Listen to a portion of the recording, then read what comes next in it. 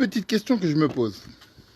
Avant le confinement, vous étiez tous inquiets qu'allaient devenir vos enfants, pourquoi les écoles ferment et comment on va faire pour les garder, etc., etc. On est à peine une semaine de la fin du confinement. Qu'est-ce que vous dites? Vous insistez, vous voulez pas mettre vos enfants à l'école. Ok. On a pu voir, s'apercevoir que le coronavirus, bon, en comptant tous les morts aussi, on sait qu'en maison de retraite, la moyenne d'âge c'est 3 ans, hein, d'accord? La moyenne d'espérance de vie c'est 3 ans. Donc on a mis plus de 10 000 personnes dans les maisons de retraite qui sont décédées. On a vu les gens qui sont décédés, etc. Entre-temps, j'espère qu'on a enfin des masques, etc., etc. Vous étiez tous prêts pour l'avenir de vos enfants. Et aujourd'hui, il n'y a plus personne qui veut mettre son enfant à l'école.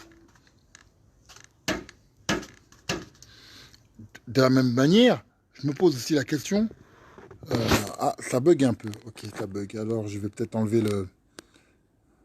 Ouais. Vas-y, qu'est-ce que tu racontes? Toi, tu bouges. Parce que, en fait, ça me pose problème de... Je peux plus supporter ça. Ok. Qu'est-ce que tu racontes? Hop, hop. Je te bloque. Ok. Ok. Donc, dès que ça fait ça... Ok, je vais enlever, comme ça, c'est plus simple. Donc, puisque vous n'êtes pas... J'ai des mômes, donc excusez-moi, je ne peux pas parler correctement, puisque ça bug, ceci, cela. Bref, j'espère que vous comprenez ce que je dis, que vous entendez. Je vais poser la question à quelqu'un de sérieux.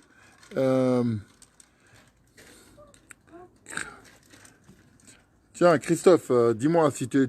Frédéric Nature, dis-moi, est-ce que tu m'entends bien? Parce qu'il y a beaucoup de gamins sur mon live et c'est un peu fatigant.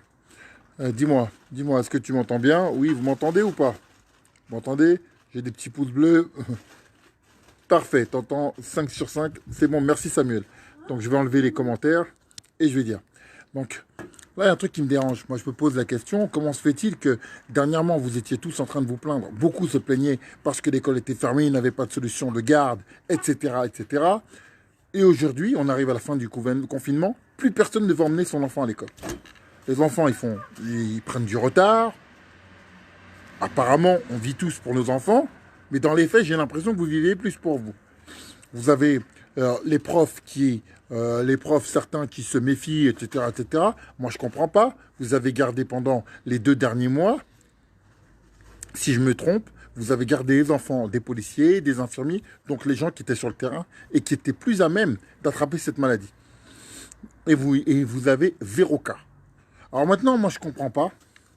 Je comprends pas quel est le risque supplémentaire alors que vous aviez que des enfants qui, forcément, si leurs parents ils sont avec des gens H24 qui ont le coronavirus, ne l'ont pas. Quel risque supplémentaire vous allez prendre en plus en prenant les enfants? Moi, je veux pas, je comprends pas. Ah, pour certains aussi. En plus, vous avez bénéficié. Là, ça ne vous posait pas de problème. Moi, je comprends pas. Je me serais plus inquiété pendant les 2 derniers mois que maintenant. Mais